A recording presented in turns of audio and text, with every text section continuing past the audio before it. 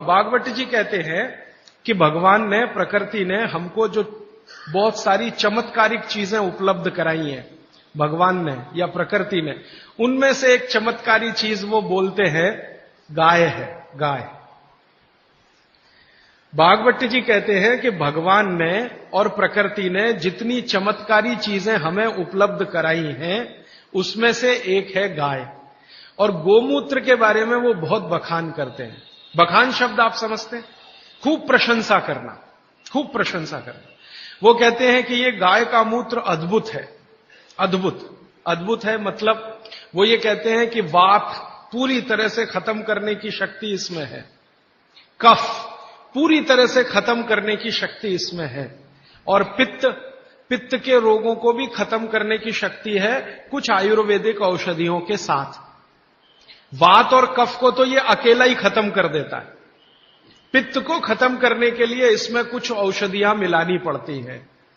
लेकिन वो कहते हैं कि जीवन में 3 तरह के जो जितने रोग हैं, वात, पित्त, कफ, इनकी कुल संख्या मैंने आपको सबसे पहले दिन बोली थी, 148 रोग हैं लगभग भारत में। दुनिया की बात नहीं कर रहा हूं, सिर्फ भारत। तो भारत में वात, पित्त, कफ के कुल 148 रोग हैं। भागवत जी कहते हैं हर रोग को खत्म करने की शक्ति अकेली अगर किसी एक वस्तु में है तो ये गोमूत्र है। मेथी का दाना वात को कम करेगा, कफ को कम करेगा, पित्त को खत्म नहीं कर सकता, पित्त को कई बार बढ़ा देता। कई लोगों को यह महसूस होगा मेथी दाना खाएं तो जलन ज्यादा होती है, गैस बनती है, मुंह सूख जाता है, तो आप समझ लो पित्त भड़क गया आपका। तो उन लोगों के लिए तकलीफ है। लेकिन वो कहते हैं कि यह गोमूत्र एक ऐसी चीज है जो वात, पित्त, कफ तीनों को सम में लाने के लिए सबसे ज्यादा मदद करता है। अब ये तो उन्होंने लिख दिया 3500 साल पहले, तो जरूर कुछ ऑब्जर्वेशन किए होंगे। हमको इस पर भरोसा कम होता था। जब ये बात मैंने पहली बार पढ़ी तो भरोसा कम होता था कि क्या अद्भुत चीज बता रहे हैं वो, वात, पित्त, कफ तीनों को एक साथ सम में ला सकता है। थोड़ा सा मामूली हेरफेर करना पड़ेगा पित्त के रोगियों के लिए, बाकी के लिए तो कुछ नहीं करना। तो फिर हम लोगों को जब शक हुआ कि शायद ये इतना असरकारी नहीं हो सकता, तो गोमूत्र पर हम लोगों ने कुछ परीक्षण किए। हमारा एक बहुत बड़ा समूह है इस देश में, तो उसमें बहुत तरह के लोग हैं, वैज्ञानिक भी हैं, डॉक्टर भी हैं, वगैरह वगैरह। तो कुछ वैज्ञानिक और डॉक्टरों ने मिलकर कहा करके देख लो। भागवत जी कह रहे हैं तो हो सकता है जरूर इसमें कुछ गंभीर बात हो, करके देखो। तो जब करके देखना शुरू किया तो पिछले लगभग 5-6 वर्षों में गोमूत्र पर हजारों परीक्षण किए, हजारों। सबसे पहले तो उसका हमने केमिकल एनालिसिस कराया कि आखिर गोमूत्र है क्या। तो सबसे ज्यादा उसमें पानी है। पानी के अलावा क्या है? तो पता चला पानी के अलावा उसमें कैल्शियम है, तो पता चला पानी के अलावा उसमें सल्फर है, पानी के अलावा उसमें आयरन है, पानी के अलावा उसमें ऐसे जीवन के 18 सूक्ष्म पोषक तत्व हैं जो शरीर को बहुत ही उपयोगी है। पानी तो है ही गोमूत्र में, आपके भी मूत्र में पानी है, लेकिन पानी के अलावा उसमें बहुत कुछ ऐसा है जो आपके मूत्र में नहीं है, मनुष्य मूत्र में नहीं है। कैल्शियम है, आयरन है, सिलिकॉन है, बोरॉन है, एफी है, मैग्नीज है, मैग्नीशियम है, ऐसे 18 सूक्ष्म पोषक तत्व। अब मैं आपको पहले दिन की बात याद करा रहा हूं। ये 18 सूक्ष्म पोषक तत्व तो एक साथ अगर किसी चीज में है तो मिट्टी में है, मिट्टी, खेत की मिट्टी में, और दूसरी अगर किसी चीज में एक साथ है तो गाय के मूत्र में। दूसरी कोई भी चीज में अगर है तो गाय के मूत्र में। पहली चीज जिसमें है मिट्टी और दूसरी कोई चीज तो गोमूत्र। तो गोमूत्र का प्रयोग आप जरूर कर सकते हैं। ये जो संपूर्ण घटक वाली एक पेय पदार्थ है या द्रव्य पदार्थ है, इसके बारे में वो कहते हैं कि ये बहुत अच्छा है, चमत्कारिक है। तो हमको लगा कि करके देख लो। तो इसका पहले हम लोगों ने केमिकल एनालिसिस कराया। एक लेबोरेटरी में गाय का मूत्र डिब्बे में भर के दिया, शीशी में भर के, कि जरा देखो इसमें क्या है। तो 6 महीने के बाद, लगभग 8 महीने के बाद, लखनऊ एक शहर है भारत का जिसका बड़ा नाम है, बड़ा जिक्र है, उत्तर प्रदेश की राजधानी है। वहां पर एक बहुत बड़ी प्रयोगशाला है, उसका नाम भी बता दूं ताकि आप चाहें तो उनसे कंफर्म कर लें। प्रयोगशाला का नाम है CDRI, central drug research institute. Bharat में दवाओं पर, औषधियों पर काम करने वाली ये सबसे बड़ी संस्था है। तो इनके यहां सबसे पहला टेस्टिंग हुआ। शीशी में भरा गोमूत्र हमने दिया और 3-4 तरह के गोमूत्र दिए। एक तो वो जर्सी गाय होती है ना, जर्सी गाय, विदेशी गाय, उसका भी दिया, होलिस्टियन फ्रीजियन जाति की गाय का दिया, और जो भारत की गाय है, देशी गाय अपनी, उसका दिया।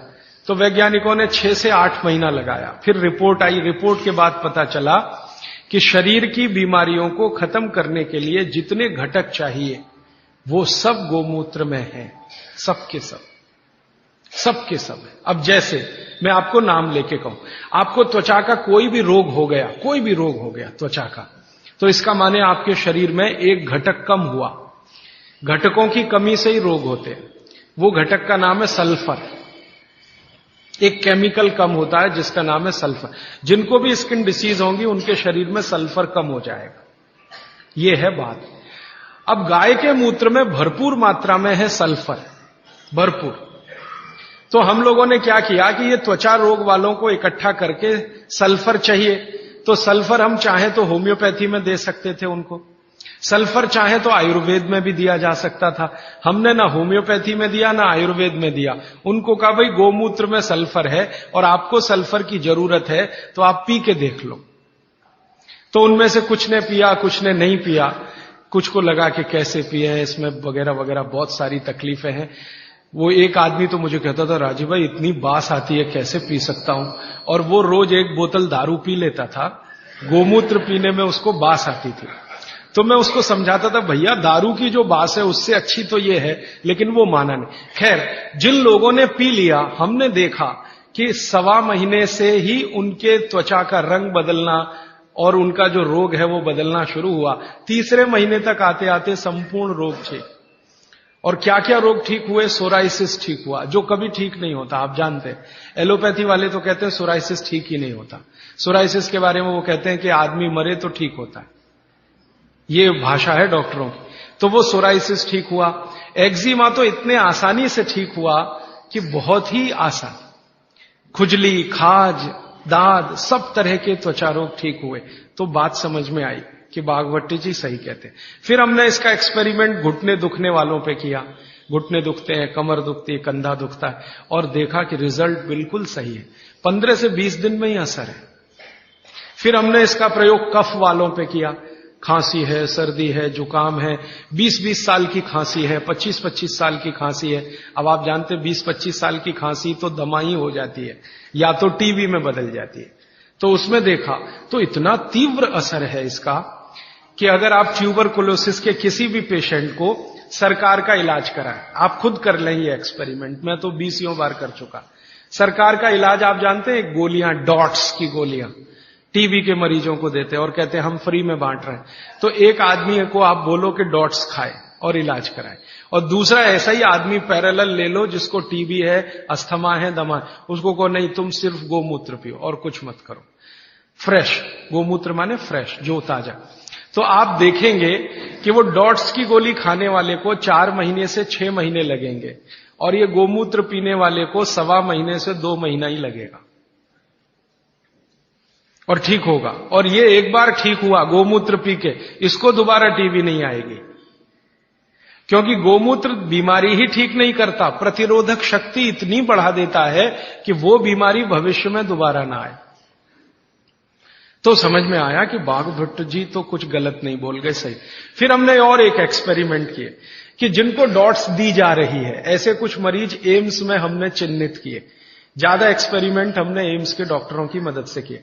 तो ऑल इंडिया इंस्टीट्यूट के कुछ मरीज जिनको डॉट्स दी जा रही है, नियमित रूप से टीबी के लिए वो आते हैं, उनको शीशी में भर भर के ये दे दिया। और ये नहीं कहा कि ये गोमूत्र है, क्योंकि कहो तो खाएं नहीं और पिए नहीं। उनको कहा ये बहुत अच्छा सिरप है, आप इसको पीते रहो। अब वो आते थे, शिकायत करते थे कि ये कैसा सिरप है, इसमें कुछ बास सी आती है, दूसरे सिरप तो मीठे मीठे लगते हैं, कि भाई ये सिरप दूसरे तरह का। तो उनको बताएं तो पिए नहीं, और हमारा एक्सपेरिमेंट हो नहीं तो हमें तो करना था, तो उनको बताया गया। तो ये हमने देखा कि डॉट्स का जो काम करने का है, डॉट्स माने उसके जो माइक्रोन्यूट्रिएंट्स, उसके घटक जो शरीर पर काम हो रहे हैं, गोमूत्र पीते ही उनके काम करने की शक्ति 20 गुने से 40 गुनी बढ़ गई। डॉट्स तो काम कर ही रही है, लेकिन गोमूत्र के साथ जब डॉट्स दी गई तो वही उनकी बीमारी जो 6 महीने में खत्म होने वाली थी, वो 2-2.25 महीने में संपूर्ण जड़ से ठीक हो गई। फिर जब वो ठीक हो गए तब उनको हमने बताया कि भैया वो शीशी में भर के जो दिया था वो गोमूत्र था। तो तुरंत नाक चढ़ गई उन्हें, ठीक हो गए। कहते हैं जी आपने तो बहुत अच्छा कर दिया, हमको हमारी संभावना नहीं थी कि हम जिंदा भी बचेंगे, लेकिन नाक तब भी चढ़ गई। तो ये जो नाक चढ़ती है हमारी, ये अब कम कर दीजिए इसको चढ़ाना। गाय का मूत्र अद्भुत है, बहुत ही अद्भुत है। इसके हम एक्सपेरिमेंट करते करते 48 रोगों तक पहुंचे हैं आज। 48 डिसीज हैं, 48 रोग हैं, वात के, कफ के, पित्त के, तीनों के जड़ से खत्म होते हैं।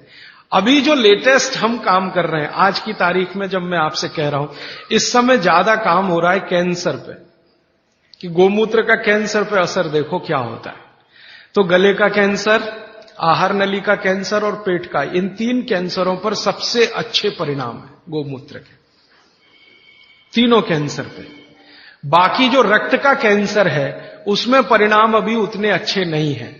तो भागवत जी के जो परमुटेशन और कॉम्बिनेशन है, मतलब कि गोमूत्र में ये मिलाओ और ये मिलाओ और इतनी मात्रा में मिलाओ और इतनी, वो करके देख रहे हैं। और वो करके देखने के लिए एक बड़ा हॉस्पिटल बन रहा है इस देश में, आप कभी भी वहां जा सकते हैं। 11 फरवरी से काम करना शुरू कर देगा। वलसाड में बन रहा, वलसाड आपने सुना है, गुजरात में। तो वलसाड के कुछ जैन समाज के लोग इकट्ठे हुए, उन्होंने दिल दिखाया और दान दे दिया जितना चाहिए था। माने हॉस्पिटल बनाने के लिए आप जानते हैं आसान नहीं है, और कैंसर हॉस्पिटल के लिए तो थोड़ा मुश्किल है। तो उन्होंने भरपूर दान दे दिया, जगह भी दे दी, तो हॉस्पिटल बन के तैयार हो गया। 11 फरवरी से काम शुरू हो जाएगा। जो वैज्ञानिक गोमूत्र पर काम कर रहे थे पिछले 6-7 साल से, वो सब इकट्ठे होकर वलसाड में बैठेंगे और सिर्फ कैंसर पे काम करेंगे, क्योंकि बाकी काम तो करके देख चुके हैं, वो सब में अच्छा है।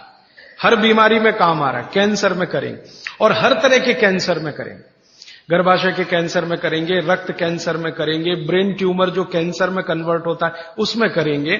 और शायद हमें लगता है 1-1.5 साल के बाद मैं दोबारा आपको मिलूंगा तो इस पर बहुत विस्तार से बात करूंगा कि कैंसर में क्या रिजल्ट है। 3 तरह के कैंसर के रिजल्ट तो अभी बता सकता हूं, गले का, आहार नली का और पेट का, ये तो बहुत अच्छे से ठीक हो रहा है, लेकिन बाकी कैंसर में भी इसका कोई असर है। आपने कैंसर के बारे में जितना कुछ सुना है उसमें से एक बात मैं कहूं कि आधुनिक विज्ञान ये कहता है कि शरीर को कैंसर तभी होता है जब शरीर में एक केमिकल कम होता है। उस केमिकल का नाम है करक्यूमिन। ये आज के वैज्ञानिकों ने रिसर्च करके निकाला है। करक्यूमिन नाम का एक केमिकल है, ये कम है तो जरूर तो खत्म होगा आदमी, कैंसर आएगा और खत्म होगा। और इस केमिकल की कमी से जो कोशिकाएं होती हैं वो अनकंट्रोल्ड होती हैं, उनके ऊपर कंट्रोल नहीं रहता, तो ये एक दूसरे के साथ मिलकर एक जूथ जैसा बना लेती हैं, वो ट्यूमर हो जाता है, फिर ट्यूमर बाद में ब्लास्ट होता है और फिर वो मैलिग्नेंट होता है, पहले बिनाइन फिर मैलिग्नेंट, और फिर अंत में कहते हैं जी डेथ ही है और कुछ है नहीं, उसमें कंट्रोल के बाहर है वो सब। सारे वैज्ञानिक इसमें लगे हुए। अब संयोग की बात देखिए कि जिस करक्यूमिन की बात आज के वैज्ञानिक कर रहे हैं, वो करक्यूमिन भरपूर मात्रा में गोमूत्र में है, भरपूर मात्रा में, और एकदम डाइजेस्टेबल फॉर्म में है। डाइजेस्टेबल माने तुरंत पियो और असर करे, ऐसा देर नहीं लगे। ये कुछ ऐसा संयोग है प्रकृति का। वैज्ञानिक कह रहे हैं कि ये तत्व कम होता है तभी कैंसर होता है। अब यही तत्व गाय के मूत्र में है, तो हजारों साल पहले भागवत की कही हुई बात अब सिद्ध हो जाएगी, साल भर में तो सब मान लेंगे। अब तक जितने रिसर्चेज हुए हैं गोमूत्र पर, इन पर भारत सरकार के सामने रिपोर्ट्स पेश की गई। भारत सरकार की जानते हैं एक काउंसिल है जिसका नाम है MCI, medical council of India. इनके पास सब कुछ जाता है सबसे पहले, तो वो सब गया, तो MCI वालों ने नाक चढ़ाई बहुत, ये क्या आप ले आए गोमूत्र, ऐसा बात करते हैं, ये क्या ले आए गोमूत्र, माने उनको लगता है कि ये तो बेकार की चीज है गोमूत्र। अब उनका कुतर्क क्या है वो जरा देखो। कुतर्क, तर्क है तो चलो अच्छा है, हम उनसे संवाद कर सकते हैं, समझा। कुतर्क करते, कहते जी ये गोमूत्र इतना ही अच्छा होता तो गाय छोड़ती क्यों इसको शरीर से। जब हमारा झगड़ा हुआ ना एमसीआई वालों से, आधुनिक डॉक्टरों से, और उन्होंने ये कुतर्क करना शुरू किया कि क्या फालतू बात करते हैं, गोमूत्र इसमें कुछ है क्या? मैंने कहा भैया बहुत कुछ है, नहीं तो कोई मूर्ख नहीं था जो 3500 साल पहले इसको लिख के चला गया। और उसके बाद भी कई लोगों ने कहा, वैद्यों ने कहा, कई वैद्य हैं जो बिना आपको बताए गोमूत्र देते रहते हैं और आपको ठीक करते रहते हैं। उनके बहुत सारे काढ़े, बहुत सारी दवाएं गोमूत्र में बनाते हैं, आपको नहीं बताते, ये अलग बात है। क्योंकि हर वैद्य मुझे यही कहता है, बता दो तो नाक चढ़ जाती है सबकी, नाक चढ़े तो थोड़ा रेजिस्टेंस आता, फिर दवा का असर कम हो जाता, तो बिना बताए देते रहते। तो हमको कॉन्फिडेंस था, तो डॉक्टरों से जब झगड़े हुए हमारे आज के डॉक्टरों से, तो उनका पहला ही कुतर्क था, जी अच्छा होता तो गाय छोड़ती क्यों, खुद न रखती उसको। तब मुझे मेरी पुरानी एक बात याद आई। मेरी दादी मां हमेशा मुझे कहा करती थी, वो कभी स्कूल में नहीं गई, कॉलेज में नहीं गई, लेकिन ज्ञान बहुत था उसको। हमारे देश में ऐसा ही है, जो स्कूल कॉलेज में नहीं गए वो सब ज्ञानी है। ये मेरा 15 साल का 100% तजुर्बे का हिस्सा है, इसमें कोई कमी नहीं है। जो स्कूल नहीं गए, कॉलेज नहीं गए, बहुत ज्ञानी है, उनके पास नॉलेज बहुत है, फंक्शनल नॉलेज जिसको हम कहते हैं, ऑपरेटिव और फंक्शनल नॉलेज उनको जबरदस्त है। और वो इतनी ज्ञान की बातें कई बार कर जाते हैं कि हमारा सिर घूम जाता है। एक बार मैं आपको ये क्षेपक है लेकिन मैं जोड़ देता हूं आपको समझ। मैं एक बार पटना रेलवे स्टेशन पे उतरा, बहुत बार जाता रहता हूं, घूमता रहता हूं, तो रात के 2:30 बजे थे। अब ट्रेन से उतर गया, सामान थोड़ा ज्यादा था, मेरे पास एक ही सामान है, किताब है। मेरे कपड़े तो 2 ही 3 है, बस किताब है। तो उठाए गट्ठर, अब कैसे उठाए, तो कुली चाहिए भाई, तो ढूंढना शुरू किया तो एक ही कुली दिखाई दिया। मैंने कहा भाई जरा ले चलो बाहर तक। उसने कहा साहब थोड़ी देर रुक जाओ, मेरा कुछ झगड़ा है। किससे झगड़ा है? तो मेरी पत्नी से झगड़ा हो रहा है, थोड़ी देर रुक जाओ फिर मैं ले जाऊंगा। तो मैं खड़ा हो गया, दोनों की बात सुनने लगा। पति और पत्नी बात कर रहे थे, उसकी पत्नी कहीं गांव से आई हुई थी, कोई मामला था, मुझे ज्यादा उनकी भाषा समझ में नहीं आ रही थी, क्योंकि वो जो है ना स्थानीय भाषा बोलते हैं और मैं थोड़ा मूर्ख आदमी हूं, मुझको कम समझती। तो मैं सुन जरूर रहा था, झगड़ा चल रहा था। अंत में कुछ फैसला हुआ, और फैसला हुआ, फिर उसने कहा चलो अब आपका सामान लेता हूं। तो मैंने जिज्ञासा से पूछ लिया भाई बात क्या थी? तो उसने कहा कुछ नहीं। मैंने कहा बता दो भाई। उसने कहा मेरे घर की बात है, आपको क्या बताऊं। तो फिर भी मैंने कहा बता दो। तो उसने कहा बात इतनी सी थी कि मेरी पत्नी कुछ कह रही थी, मैं मान नहीं रहा था। फिर मैंने कहा क्या हुआ? उसने कहा अब मैंने मान लिया। मैंने कहा क्यों मान लिया? अब देखो उसने जो आगे बोला तो मैं तो दंग रह गया, मुझे लगा कि मैं इसके पांव छू लूं, ये इतना महान आदमी है, कुली है। वो कहता है जी स्त्री जो होती है ना, स्त्री वो खूंटा होती है, खूंटा। खूंटा समझते? हिंदी का शब्द है खूंटा, खूंटा जिससे हम गाय बांधते हैं, बैल बांधते हैं। वो कहते हैं स्त्री जो होती है खूंटा होती है, और इस खूंटे से पूरा घर बंधा रहता है। ये खूंटा उखड़ गया तो घर उखड़ जाता है।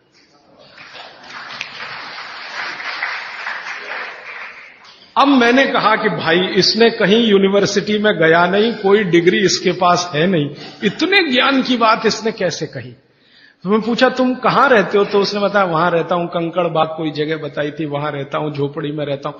फिर मैंने कहा ठीक है झोपड़ी में रहते हो वो अलग बात है, तुम्हारे मित्र यार कौन है? तो उसने कहा मेरे ही जैसे हैं, कोई कुली है, कोई पत्थर तोड़ता है, कोई कुछ करता है, हम सब रात को बैठते हैं और यही चर्चाएं करते। मैंने कहा बड़े ज्ञान की बात है ये तो।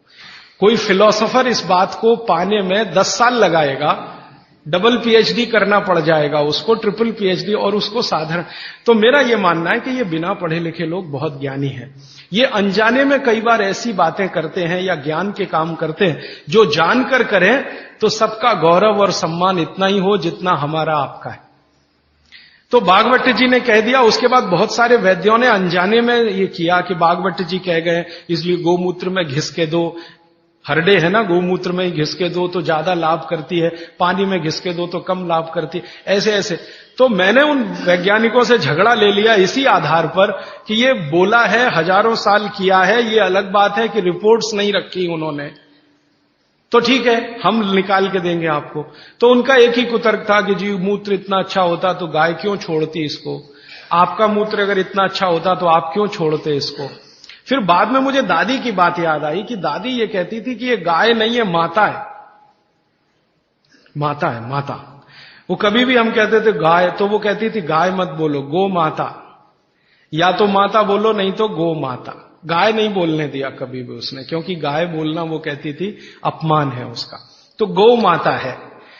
अब माता जो होती है हर जरूरी चीज बच्चे के लिए छोड़ती है, ये आप सब जानते हैं। बच्चा उत्पन्न हुआ तो उसको सबसे ज्यादा जरूरी है दूध, तो मां दूध छोड़ना शुरू कर देती है। बच्चे होने के पहले तक नहीं है, वो बच्चा होने के बाद ही है। तो माता के बारे में ये कहा जाता है, मां की परिभाषा इस देश में है कि हर जरूरी चीज जो उसके बच्चे को चाहिए वो छोड़ती है। तो मुझे लगा गाय भी माता है, तो ये बहुत जरूरी चीज है शायद हमारे लिए, मूत्र, तो ये हमारे लिए शायद छोड़ती है। हम मूर्ख हैं कि उसको इकट्ठा नहीं करते, बेकार जाने देते हैं।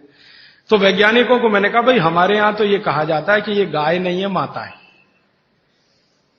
तो मां कुछ जरूरी चीज हमारे लिए छोड़ती है, तो शायद ये जरूरी हो। तो उनका अच्छा ठीक है, अब आप बहुत जोर दे रहे हो, और हमने कई तरह का प्रेशर डलवाया था उनके ऊपर, तो चलो करके देख लेते हैं। फिर एम्स के और एमसीआई के वैज्ञानिकों ने काम किया, और काम करने के बाद 8 महीने के बाद वो कहते हैं बात आपकी बिल्कुल सही है, ये गोमूत्र हमारे लिए ही गाय छोड़ती है, हमारे लिए ही छोड़ती है। हमको बीसियों बीमारियां हैं जो इससे ठीक होती है। तो आप अपने जीवन में गाय के प्रति देखने का थोड़ा नजरिया बदल दो। अब तक आप गाय को दूध के लिए देखते थे, अब मैं आपको दिखाना चाहता हूं मूत्र के लिए देखो। दूध तो बोनस है, मूत्र उसकी जिंदगी के आखिरी दिन तक मिलने वाली औषधि है। दूध तो थोड़े ही दिन मिलेगा, आप जानती हैं गाय थोड़े दिन दूध देती है, जैसे मां थोड़े दिन दूध दे सकती है वैसे गाय भी थोड़े ही दिन दे सकती है, हमेशा नहीं दे सकती। थोड़े दिन के बाद दूध बंद हो जाता है, लेकिन मूत्र जीवन के आखिरी दिन तक देती है। और उस मूत्र से हमने करके देख लिया, वैज्ञानिकों ने मान लिया कि 48 बीमारियां तो जड़ से ठीक हो जाती हैं। ये बीमारियां क्या क्या हैं फिर से सुना देता हूं। जोड़ों के दर्द सब तरह के, किसी भी स्तर के जोड़ों के दर्द, पित्त की बीमारियां किसी भी तरह की, कफ की बीमारियां किसी भी तरह की, गोमूत्र से ठीक होती है। आप बोलेंगे इसको लेना कैसे चाहिए? भागवत जी ने इसका तरीका यह बताया है कि गोमूत्र लेना हो तो उसका सबसे अच्छा समय है सवेरे का। सवेरे का समय बताया है, अच्छा है, सवेरे गोमूत्र लेना चाहिए। कितना लेना चाहिए? तो ये मात्रा भागवत जी बोल कर गए कि जो बहुत ज्यादा बीमार हैं, बहुत बीमार हैं, उनको एक दिन में 100 ग्राम, 100 ग्राम नहीं कहा है, लेकिन जो मात्रा दी है वो ग्राम के बराबर है। और 100 ग्राम बोल रहा हूं ताकि समझ में आए, नहीं तो उनकी मात्रा बोल दी तो समझ में नहीं आएगी, लेकिन वो लगभग 100 ग्राम। तो जो बहुत बीमार हैं उनको 100 ग्राम, 100 मिलीलीटर। 100 मिलीलीटर माने एक कप जो चाय का है ना, उसमें 150 ml चाय आती है, 150 मिलीलीटर, तो उसका पाव कप मान लो। ये बीमार, बहुत बीमार लोगों के लिए। और वो कहते हैं कि इसको आधा आधा करके लो तो और अच्छा है। तो आधा एक बार ले लिया, आधा दूसरी बार ले लिया। और जिस समय लें पेट खाली रहे, तो नाश्ते के पहले। अब पेट खाली 2 समय रहता है दिन में, एक तो सुबह सुबह, और दूसरा जब भोजन के बाद आप 4 घंटे निकल जाए ना तो पेट लगभग खाली हो जाता है, तो शाम को ले सकते हैं बीमार लोगों। और जो बीमार कम है या स्वस्थ हैं, निरोगी हैं और लेना चाहते हैं, उनको एक ही बार। तो 50 मिलीलीटर की मात्रा उन्होंने बताई उसके लिए। स्वस्थ, कम बीमार 50 मिलीलीटर। 50 मिलीलीटर माने एक कप का तिहाई हिस्सा, 1/3। तो ये आप ले सकते हैं। अब जिस गाय का मूत्र आप ले रहे हैं उसके बारे में एक छोटी जानकारी उन्होंने जोड़ी उसमें। वो ये कहते हैं सूत्र में कि गाय जो मूत्र पीने लायक माने औषधि के रूप में देती है, वो गाय को पैदल चलना बहुत आवश्यक है। माने वो चले, दिन में घूमे, टहले। बांधी हुई गाय जिसको आप चलने ही मत दो, घर में ही बंधी रहे, उसके मूत्र के बारे में भागवत जी कहते हैं कि वो उपयोगी नहीं है, उपयोगी नहीं। अब हमने क्या देखा कि ये जो जर्सी गाय है ना, जर्सी, होलिस्टियन, फ्रीजियन, ये बंधी हुई गाय है। आप इसको छोड़ भी दो तो जाती नहीं है, बद्ध से बैठ जाती है। खड़ा करो फिर बैठ जाएगी, फिर खड़ा करो फिर, खड़ी भी नहीं होती, ज्यादा देर बैठी रहेगी। चलना तो उसके लिए इतना भारी है कि जब वो चलेगी तो ऐसी कराह निकलती है उसके मुंह से, तो ये बंधी हुई गाय है। बागवती जी कहते हैं बंधी हुई गाय का मूत्र अच्छा नहीं है। तो हमने जर्सी का निकाल के देखा, वो सच में अच्छा नहीं। जर्सी गाय के मूत्र में 3 ही घटक है और देशी गाय के मूत्र में 18 घटक है। जो कुछ मिट्टी में है वो गाय के मूत्र में है।